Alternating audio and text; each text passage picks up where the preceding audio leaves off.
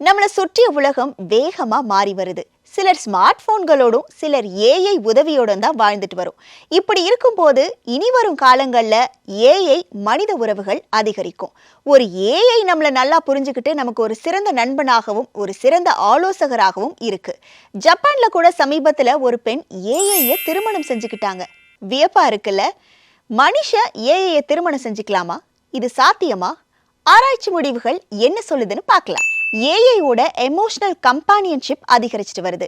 தனிமையை போக்க, நம்ம மனசை ஆரோக்கியமா வச்சுக்கிறதுக்கு இது உதவுது. அது மட்டும் இல்லாம கல்வி, வேலை, ஆரோக்கியம் இதெல்லாம் ஒரு சிறந்த ஆலோசகராகவும் இது இருக்கு. ஒரு நல்ல கம்பானியன்ஷிப்பா இருக்கு. ஒரே நேரத்துல நம்மோடு இருக்க கவனிப்பதுல ஏஐ ஒரு திறமை வாய்ந்தது அப்படின்னே சொல்லலாம். ஆனா இது எல்லாமே உண்மையான உணர்ச்சி இல்லை அப்படிங்கிறத நாம புரிஞ்சுக்கணும். இன்னொன்று, ஏஐ மனித வாழ்க்கைக்கு உதவி செய்ய பல ஆராய்ச்சிகள் நடந்துட்டு வருது.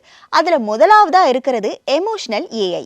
ஆராய்ச்சியாளர்கள் ஏஐய மனித உணர்ச்சிகளை புரிஞ்சு அதுக்கேத்தாப்புல பதிலளிக்கக்கூடிய வகையில் உருவாக்குறாங்க. உதாரணத்துக்கு சொல்லணும்னா, ரெப்ளிகா போன்ற ஏஐ சேட் பாக்ஸ் தனிமைப்பட்டவர்களுக்கு ஒரு பேசும் நண்பராகவே மாறி இருக்கு அப்படின்னே சொல்லலாம். ரெண்டாவதா இருக்கிறது ஹெல்த் கேர் ஏஐ. இந்த ஏஐ மருத்துவர்களுக்கு நோய்களை முன்கூட்டியே கண்டறியறதுக்கு உதவி செய்யுது. உதாரணத்துக்கு சொல்லணும்னா, இப்போ புதுசாக நோய்டால ஏஐ கிளினிக் ஓப்பன் பண்ணியிருக்கிறாங்க.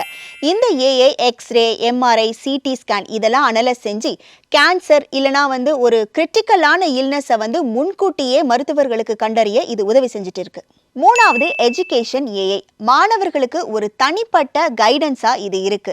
அது மட்டும் இல்லாமல் டீச்சர்ஸ் இல்லாத டைம்ல கூட இதனோட ஹெல்ப் மாணவர்களுக்கு ரொம்பவே உதவியா இருக்கு அப்படின்னே சொல்லலாம். உதாரணத்துக்கு ஸ்மார்ட் டியூட்டோரிங் ஆப்ஸ், அதுக்கப்புறம் அடாப்டிவ் லேர்னிங் சிஸ்டம்.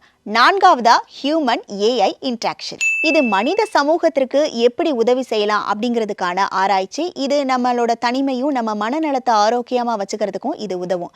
உதாரணத்துக்கு சொல்லணும்னா ஏஐ பெட்ஸ், அதுக்கப்புறம் மென்டல் ஹெல்த் சாட் பாக்ஸ். அஞ்சாவதா இருக்கிறது ஒர்க் பிளேஸ் அண்ட் ப்ரொடக்டிவிட்டி.